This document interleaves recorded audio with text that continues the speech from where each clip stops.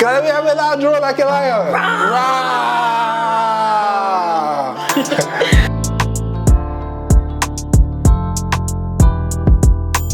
Newcastle were to be a woman, I would just say, oh, sorry, babes.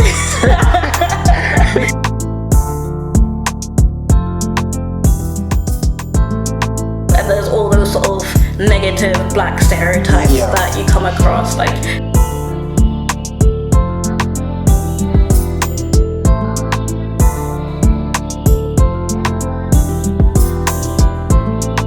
Hello, my name is Mwelwa Chilekwa.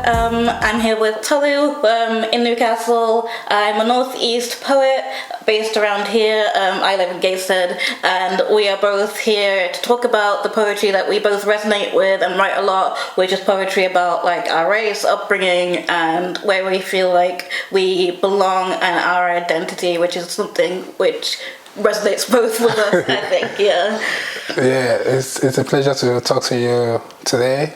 The year is 2025. We are in Newcastle upon Tyne. Always a pleasure. Can I have a loud roar like a lion? Yeah, I think the latest book has been your home emotion book, which I have read, and it's very good, I think. But I think it's like your 22nd book, I think? 23rd. 23rd book. Can't keep track, just keep writing. So what would you say is your writing process? Yeah, so I'll say my writing process is more spontaneous. So when the idea comes, I always say this, that I'm not a writer who gives myself that challenge to say, oh, write 100 words every day or 1,000 words weekly. You know, some writers just love to challenge themselves. But I think for me, whenever the idea comes, it just comes. And I think home emotion, the whole idea is to document my journey living home in Nigeria all these years, coming to the United Kingdom and making Newcastle home, and just the whole emotions around, you know, coming into Newcastle, and how Newcastle has really been that place where I found purpose, where I found rest, and also I found a name, like now the Lion of Newcastle. So, you know, writing all of these books, which were all written and published in Newcastle upon Tyne. So my emotion is just like, I think it's a moment of reflection for me as well. Just how far I have come as a writer, as a poet, as a creative. Yeah, so I think, So, but the process for me is just whenever the idea comes, I just write. Like, I think that's it for me basically. And I do a lot of things like running every morning. So every morning when you see me on the streets of Carleton, gliding against the, you know, just taking in nature. So the ideas come for me. It could be at night. So the process is, and I think these days writing is very, very accessible, very much accessible. You can write on your phone. You don't need to put on a laptop. You don't need writing notes. So I've written some of my books, you know, maybe while I was running, the idea just comes to my mind and I start writing, taking down those thoughts on my phone. So for me, I think I thrive more on spontaneity. And when the idea comes, like for home emotion, it was just, you know, it happened. And when I'm writing, I'm just always writing until I finish here. So I'm that fast a writer. And so I think that's my process. Yeah, I think I am very much the same. I think free verse is more what I resonate with, and more sort of where the world is tending to. I think with modern poetry, it's less sort of structural sort of studies and more sort of spontaneous. It doesn't even really need to rhyme or have any sort of stanzas, structures, or sonnets. It just needs to sort of, you just need to feel it, don't you? Like the heart of it and the warmth of it. So, and I think that's what your poetry is all about, really, and mine too, especially. So I think I feel the spontaneous, probably sometimes too much when you're up late at night and you just have to get it down. You know, when you have the idea, you just need to write it down. So how do you go about then making a whole collection out of your writings? So making the whole collection, first of all, I look at the theme. Does it resonate? And you know, when you talked about when you have the idea as well, like I think it's same for me as well, just always being restless. I call myself a restless bird. When you know the idea, you just have that urge, you want to keep writing. When you're doing other stuff, your mind is still going back to the poem. You want it to be finished, and when it's kind of unfinished, you just want to go back into it and just finish it. Yeah. So, but I think making it a collection for me is just mainly looking at, you know, the thematic elements of the poem or the poems and see if it marries up to become like a full-blown collection. Like this collection of poems, Some Emotion, I had poems around Newcastle upon Tyne, which you currently live performing, and yeah, so then I also have poems about Ekiti State, my place of birth back home in Nigeria. So I have poems about London as well. As a poet, as a writer, and as a professional, I've had reasons to travel to London on so many occasions. I've lived in London in the past, I've worked in London. So just documenting my experiences about living in London, what London means to me as a writer, as a poet. So just looking at the thematic elements of the poems and see if it aligns together to become, you know, a collection. So I look at that when I decide to make it like a collection. I've had poems that in terms of thematic depth, like black does not equal inferior. So it looks at like, you know, issues that affect black people, looks at the black experience, we as black people as a collective. So most of the poems in that collection speaks to the black experience.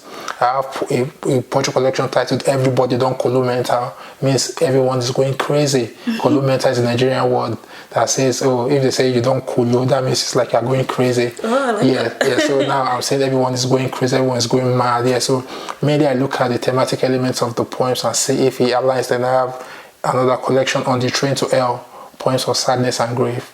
So just looking at, you know, things like everything that has to do with grief, and how we manage grief, how we deal with grief in our own personal spaces, and even collective grief as well, as communities, as a country, as a nation.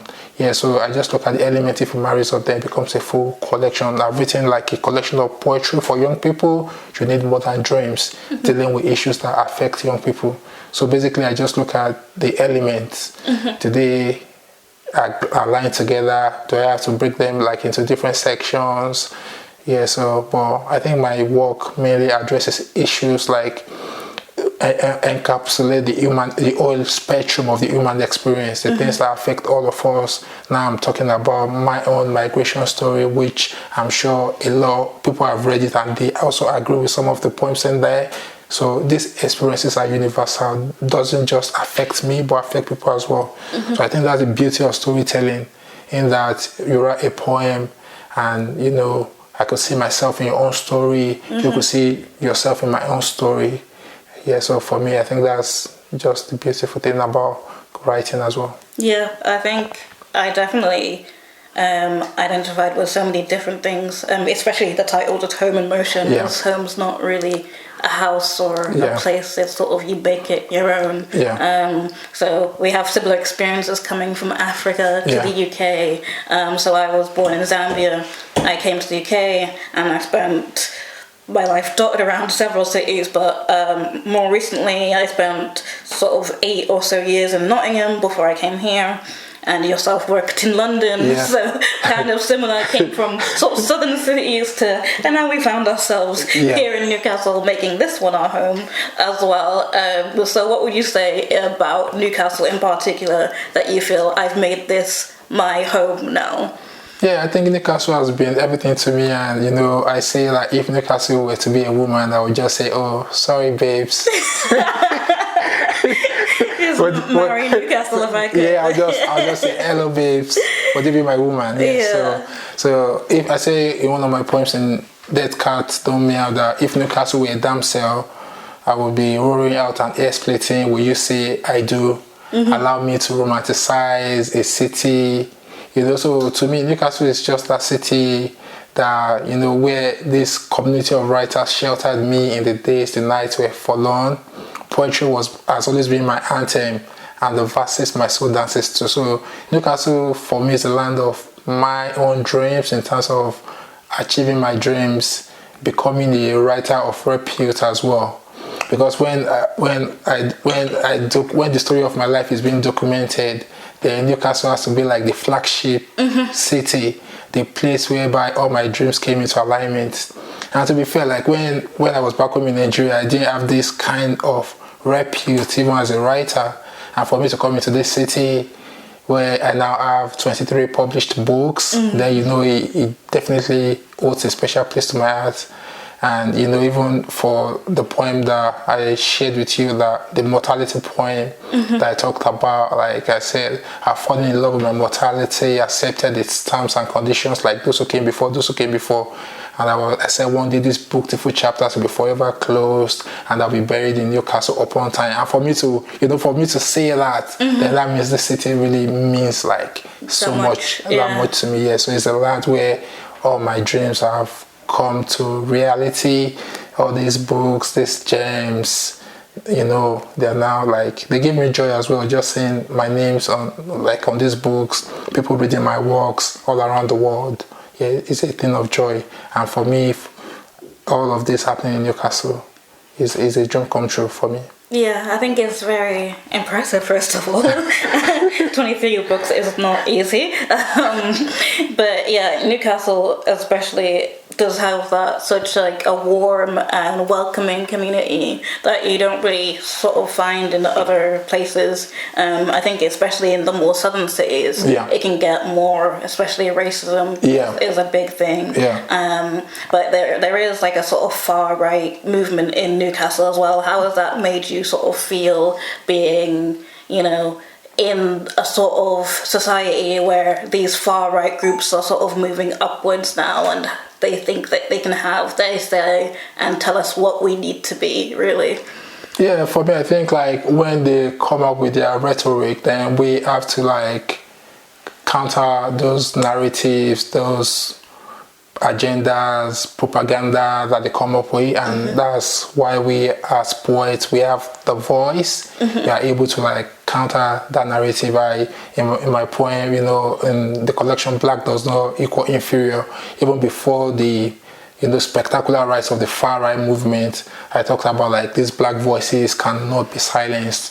So we as a collective, we must refuse to be silenced. We must continue to use our voice, our talent, our poetry to tell these people that yes, even as writers in this city, we have elevated this city, we've celebrated this city through our works, we've shown the light on this city. We've helped also to nurture other talents. So we are not just here as a pest to the system. We pay our taxes, we pay our dues, we benefit the system. We are contributors to the United Kingdom. So I know I documented some poems at my, when the whole far right riots was going on, and even though I hold the British passport, but are you really British? Are you British enough for them?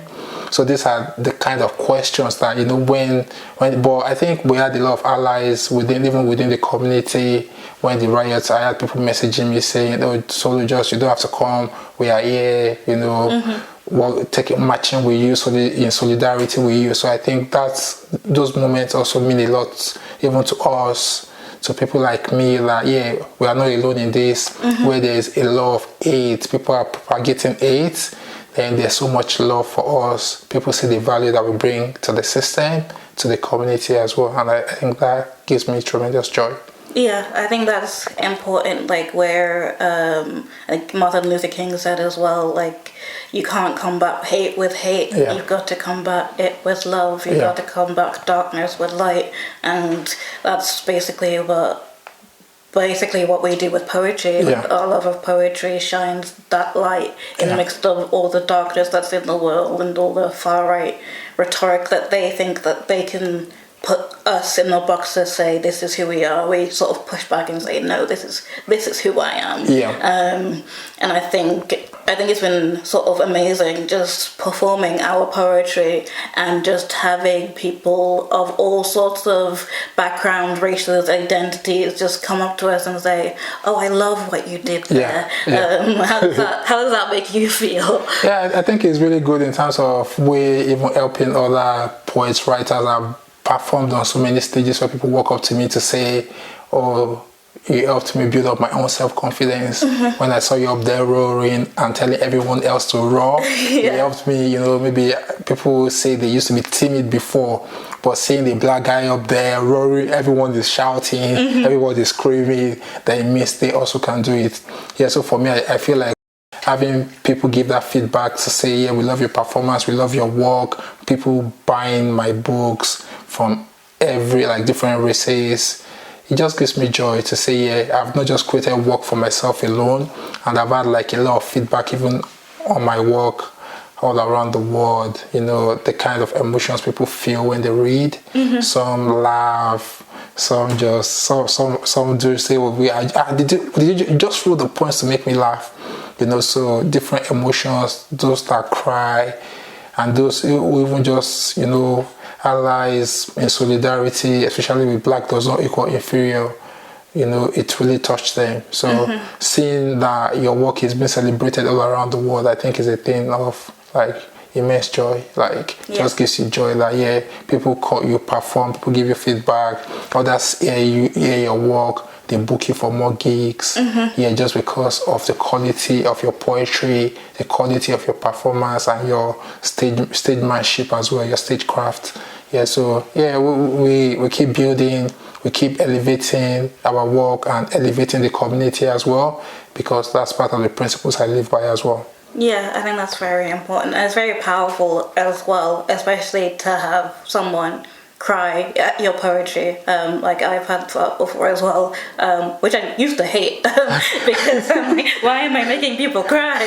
Am I doing something wrong? But I think it's just a testament of, you know, you are really literally bearing your heart out for people to see, and it can be scary. Like I still get nervous when I have to go on stage, but I think it can be, as you said, empowering as well. And again, some people, when they hear about poetry, they think of sort of Shakespeare's sonnets or the more sort of structured poetry, and they're like, oh, I don't like that poetry. But then when you go to events that we go to, when we read books like this that don't really have that sort of more rigid structure, they're like, oh, now that I see something like this, they've changed their mind about poetry, which I think, again, is something super powerful. So about your book Home in Motion, which would you say is the poet that resonated with you the most? So I think this is our city. So and that captures, you know, Newcastle city, and as a collective, and I said, this is our city, Newcastle city, where anyone from anywhere can crystallize into a finished work of art. So the whole idea is that anyone from anywhere, irrespective of your background, of your origin in Newcastle, you can crystallize into a finished work of art. This is a city where your dreams can come true. So for me, that's how Newcastle means to me, and that poem means a lot to me as well. We've had a video shot for that particular poem as well, all around the city, just celebrating the city. And so where people even want to propagate it, we are as a collective saying, this city belongs to all of us, and we're here to build up this city, not to bring it down in any way. Yeah, I think that was definitely one of my favorites as well when I was reading it. And just, again, that anyone from anywhere can make this our home regardless. I think another thing that we shared is that we had to go through the whole converting to a British citizen thing. So previously, even if you didn't have the official passport, you didn't have like the proof, let's say, of being a British citizen, you still made this your home and you still identified it. Have you experienced any changes becoming a British citizen within yourself or around the community? Yeah, I think nothing much has really changed. It's just maybe I just have maybe just a greater sense of responsibility in terms of to the nation itself, to be a great ambassador, because it's not something, or it's not like an entitlement, or it's not easy to come by just to become like a citizen. So for me, I feel like carrying that passport, being that citizen means that I have more responsibility to to the British nation to become a great citizen, a good ambassador as well. But I think all through the years, in terms of maybe in my individual life, nothing has really changed. Yeah. I'm still well integrated I've always been integrated into the community, celebrated, the community resonated with with the British values as well. For me personally, I believe that when you come into a community and your hosts, the host community, they have their own culture, it's also our own responsibility to help to preserve their own culture as well.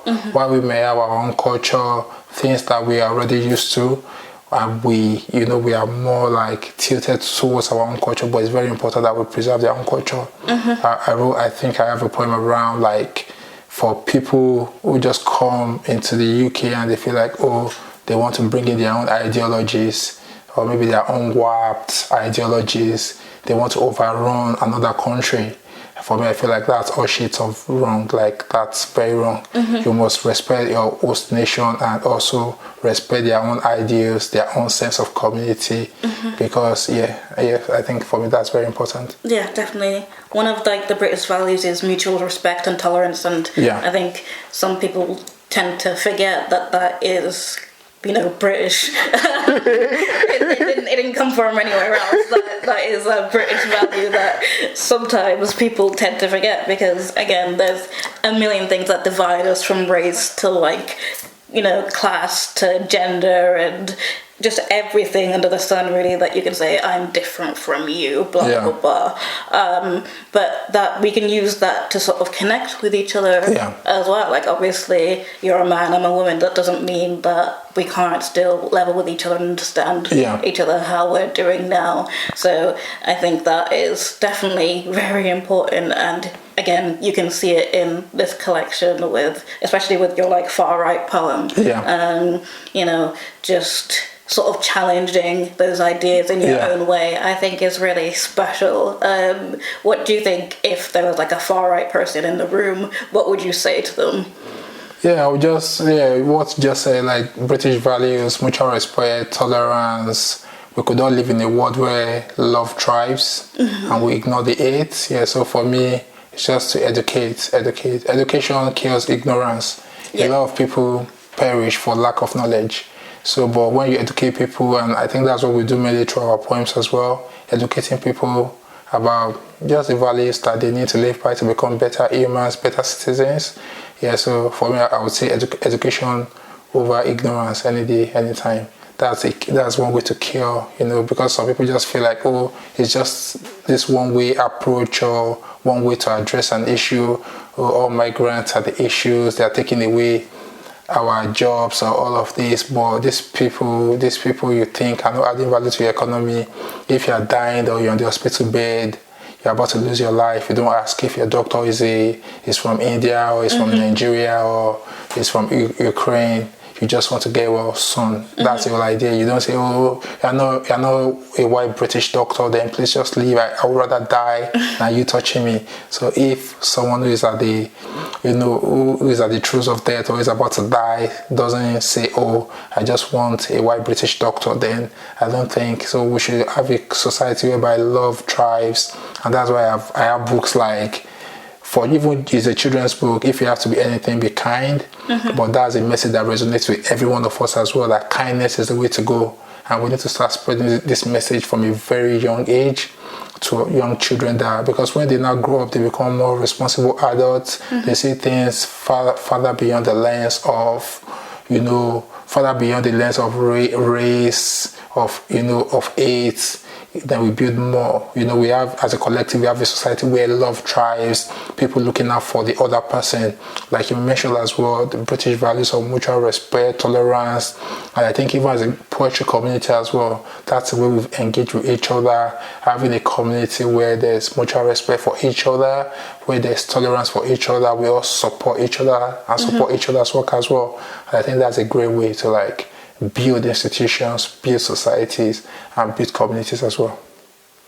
Yes, absolutely. I think the poetry community is just so special, especially in Newcastle. I haven't really experienced a lot of poetry communities in different other countries in different other cities. It's all countries, to be fair. I've not been abroad lately, but I did again go to Nottingham for poetry, and I saw the community there, and it wasn't as diverse as it is here, and I think it is a beautiful thing. And it's not just with us as black people. There's a beautiful community called Brown Girls Right. What about the sort of South Asian side of things? And again, that is just so beautiful to see. So how do you feel about being in this city and just the amazing diversity that we just see everywhere around? Yeah, I think diversity is very important to build societies, to build communities as well, because it shows that all voices matter and every voice, because through the collective you can actually build a better, a more inclusive society as well. So I think it's not, for me, I see that diversity shouldn't just be like a tick box approach, and that is the one that I personally despise, like where they just want you to be like a number to make up the quota. I believe that it's very important that every voice, and I think Newcastle has been that city where every voice really matters. Everyone can come to the table and contribute their own ideas. You put up an event, every other race is there to like support you. People are asking, oh, Tolu, when is your next event? Even when I don't have anything lined up, people are already asking me like, oh, when is the next thing coming up? Because they want to come to listen to your work, come and show support for you as well. So I think it's very important, like that as a city, Newcastle, you know, is that city where every voice, people of different races, different color can shine. And because what that does for the city is that it shows that this is a city that thrives on love, thrives on the sense of community. And yeah, through that we can build a much more better society as well. What would you say to that? You say that you think we can be a better society. How would you go about implementing those changes, do you think? Yeah, as a creative writer, as a poet, yeah, most of the changes, anything I have, first, my job is to document. Document, observe, and keep on documenting. Through documentation, we're able to like propagate the message, educate the people as well. So as a writer, as a poet, our own job is to just keep on observing, documenting, and in those spaces where we have access, we use our voice to keep on, you know, to spread the message, to teach the values that we want to see in society. When we have opportunities, you know, for the school workshops to talk to young people, we educate them as well. So for me, I feel like education is the main, you know, the key thing that we need to, we need to propagate as well, educate the people. That will help to cure ignorance. If people have like racist tendencies, by the time you educate them on the benefits of community, if you want to build a better society, I think education, because I think most of these people who just spew most of these rhetorics is based out of ignorance, or they've been like brainwashed.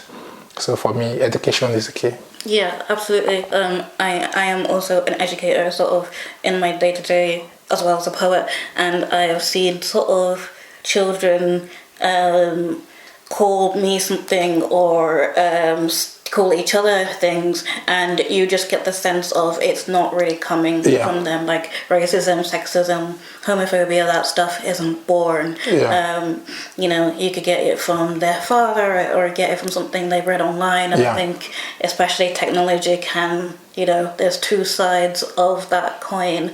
Obviously it is good in a sense that we can go on our phones, write on our phones, get inspiration so quickly online, you know, but also children, especially when they're not monitored, they can get to the heavier side of the internet without really knowing what they're looking at, and then they can just say something like the N-word without really knowing how harmful that is to them. What do you think is the impact of that to you or to the society as a whole? Yeah, I think for me personally, like I have a son who is in year 6, and recently he's been saying, in school or at school he's been kind of isolated. He has no one to play with and all of that. So I say, what do you do during your lunch breaks? He's told me, I just wander around, and I really feel for him, like, this is not the kind of life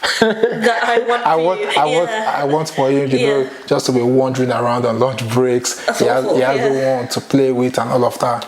Yeah, so for me, I think like it's very important that, like, you know, having these sort of conversations whereby we talk about the issues that people could face. And when children have access to some of these materials, like this, you know, technology means that there are a lot of issues, even for us as creatives, as people on the internet. You know, you could trend for the wrong reasons. People could just, because people just go behind the screen to propagate hate. I remember the most recent crash in India, and people are online and people are tweeting on X, on Twitter, saying, they said they are British nationals, but they are not British nationals. Like, you mean they just have our passport? That's it. That's not the kind of message. So I think it's more like ingrained. So when people access to technology, to the internet, means that the world is much more volatile as well, in terms of there are a lot of hateful messages that people can just peel, you know, behind the screens because they feel like nobody's watching. So the world today is much more delicate than it used to be. But even for our young people, we need to teach them to be kind. Like I mentioned earlier, the importance of kindness in society needs to be, it cannot be overemphasized, that kindness is one of the panacea to solve some of the issues that we face in society today. Yeah, absolutely. I think that's very important, and like with the internet, it's so important to keep sharing our stories as well, because as much as the hate is accessible, so is definitely the other side, the love and our experiences, and they can possibly, you know, even if they're searching for something that is hateful, Google does trigger certain words, and they could stumble upon something that we wrote or something that, you know, on the other side, and that could educate them to maybe change their minds a bit more. So I think the whole message is like, just don't give up, don't feel alone. We're not alone. And this is just a testament of how far we've both come in this community and making Newcastle our home. And I think that is such a beautiful thing as well.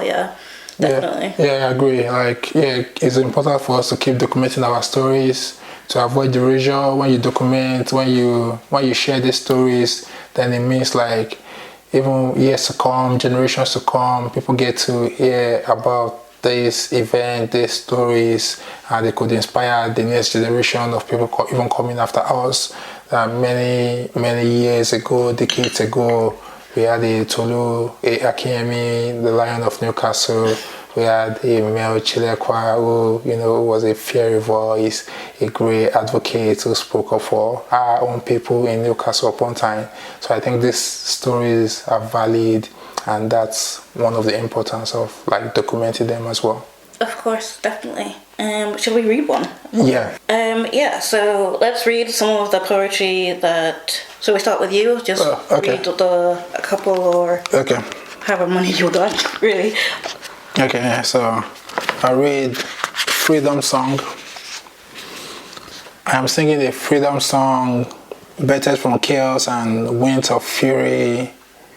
My country has excreted its youth and turned them into wingless birds. Home is transiting through pregnant clouds. We carried home through the corridors of death, this passageway of hell on the survival trail. I was once asked, what does home mean to you? I retorted, home is where the heart finds the freedom to pull at strings of dreams, strike chords of ecstasy, and rest in peace. That's very good, yes. What made you pick that one? So I think that just covers our whole conversation around what Newcastle means and what home in motion means, and my current state of mind at the moment, and which is the last lines where I retorted, home is where the heart finds the freedom to pull our strings of dreams, strike chords of ecstasy, and rest in peace. So this season is just my season of resting, my season of rest. I found purpose through transiting, through being in motion, and I feel like home is not a place, is not a static place, and yeah, so I'm singing my own freedom song as well. So Absolutely. I think that's why the poem means a lot to me. Yeah, I think that's really important, especially going through the struggles that we have been through and making our own freedom, basically. And home should be free. It should be your feelings of safety and serenity, and just you can sit down and relax, you know. Yeah, like you go to bed at night and you're waking up in the morning. You're not scared of, you know. Yeah, so just having that peace, I think, which is very important. Right, amazing. Another one. Yeah, so this is titled Ekiti. And Ekiti is my state of birth back home in Nigeria. And yeah, so Ekiti. The erudite and scholarly live here, men of letters and stupendous acumen. My recollections of home are fragmented. I have become a tree in the forest where men shape words. I hope this road leads me to the land of my ancestors, through knowledge plains, the great called home. Yeah, very good. I think that's really important to, go back to your birthplace. Yeah.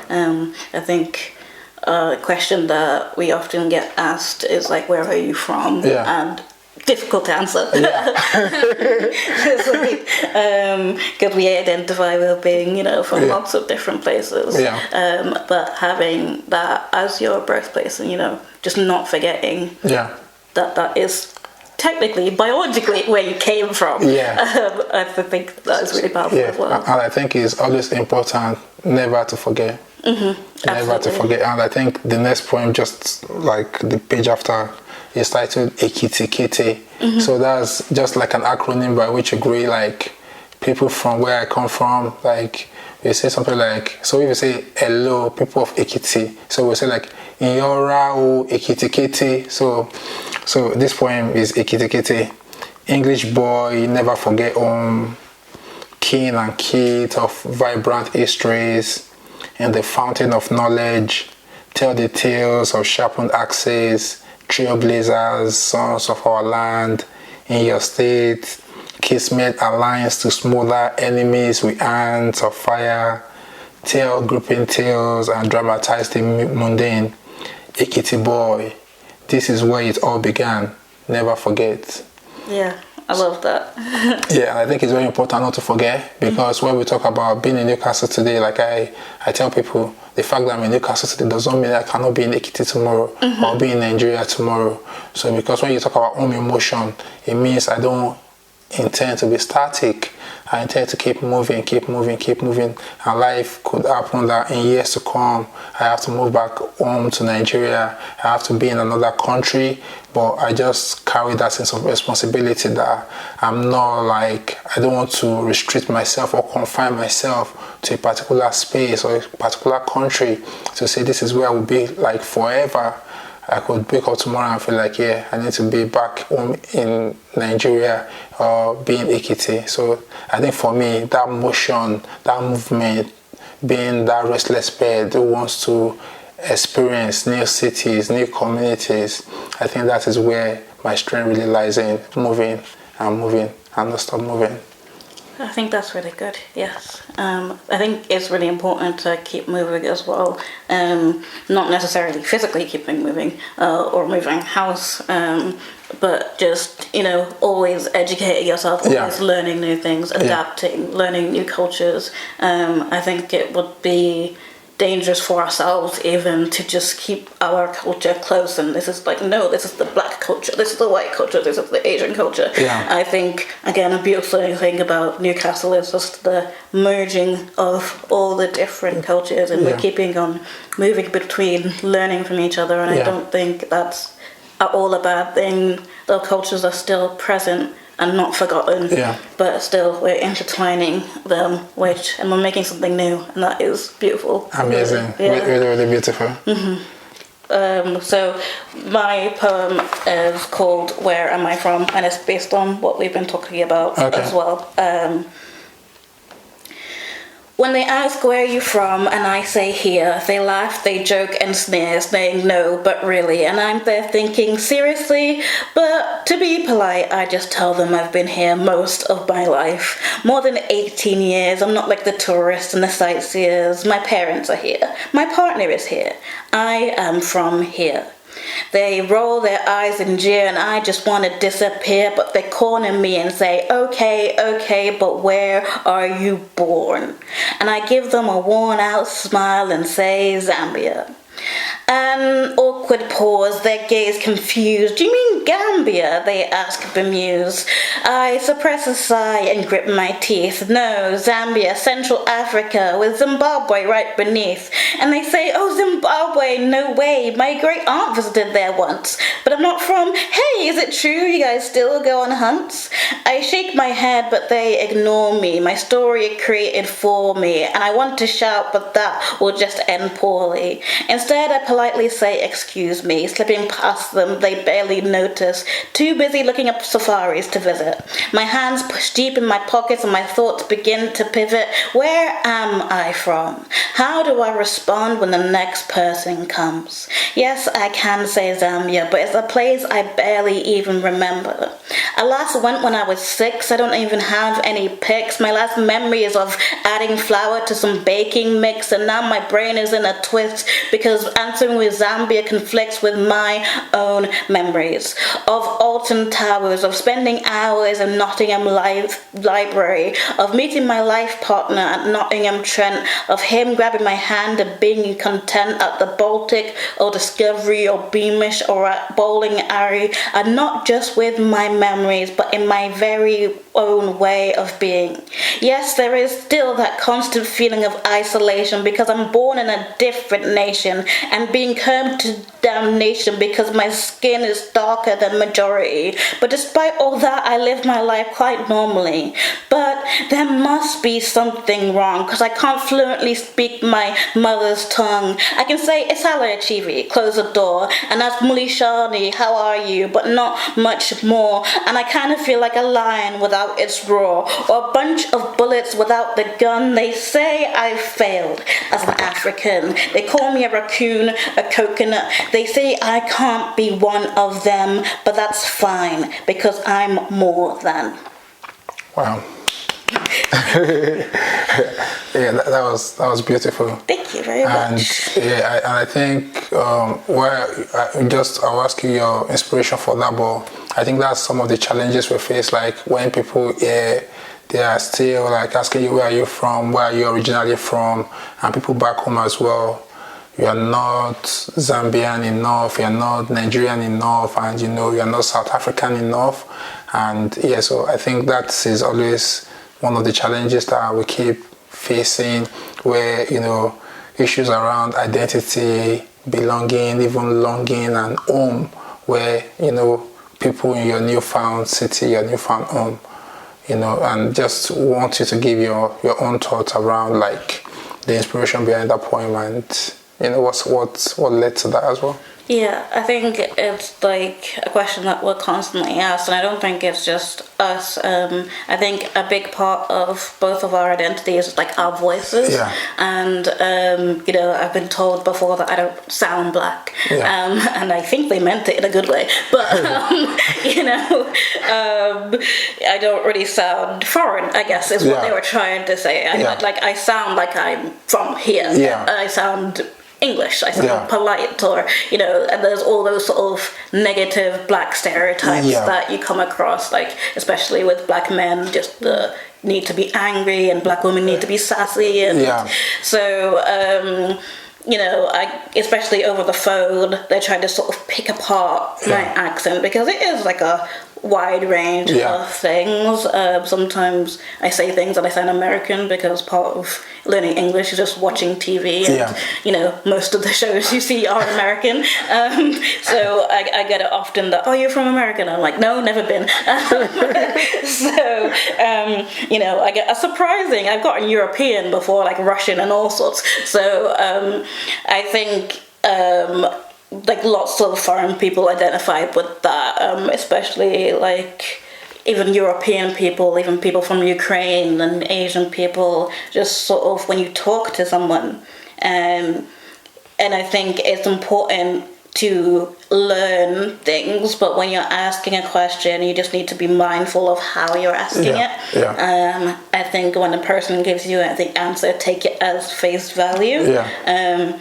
But for us, you know, we sort of push back and say, oh, but where are your parents from? Yeah. Where were you born? Yeah. And it's like, why is it not okay for me to say, I am from here? Yeah. You know? Yeah. So I think it's just challenging all those sort of stereotypes that sort of bring it up. But again, it's sort of like, oh, is it true that you guys go on hunts? Like, that's a stereotype of Africa that comes up often. Like, you know, we live in straw hutches and we dig water from wells. Do you have libraries in Africa? Yeah, do we have internet in Africa? Like, people come up with all sorts of...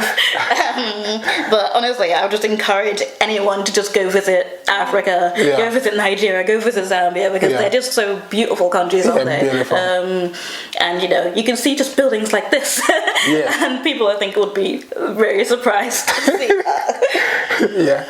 Yeah, I think it would be fitting to end this conversation with the lion way, the roaring way. You know, it's been like a really beautiful conversation, like talking to you, discussing these migration stories. You know, stories of belonging, of home, of identity, and I think this is always an ongoing conversation, and I hope the people would go on to watch this will be enlightened as well around the issues that we've discussed, we've talked about, and nice it has been inspiring, and I've loved being here, and we should do this again. Totally. Yeah, we should. Can we have a loud roar like a lion? Rah! Brilliant. So booked for that.